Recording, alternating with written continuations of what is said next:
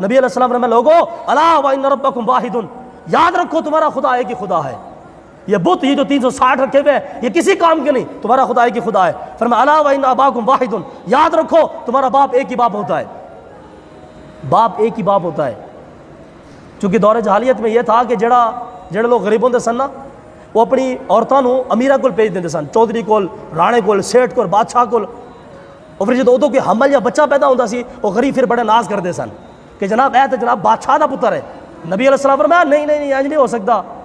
تمہارا باپ ایک ہی بات ہے۔ نبی پاک علیہ السلام آگے فرمایا الا، کان کھول کے سن لو، لا فضل لعربی علی عجمی ولا لعجمی علی عربی۔ نبی علیہ السلام نے فرمایا صحابہ یاد رکھو کسی کالے کو کسی گورے پر کوئی فوقیت نہیں ہے، اور فرمایا یاد رکھو کسی گورے کو کسی کالے پر کوئی فوقیت نہیں ہے۔ حضرت صاحب اسلام کا نظام تو یہ ہے، وہ اسلام نے تو سب کو جمع فرما دیا، نماز ہے تو سارے مسلمان اکٹھے کھڑے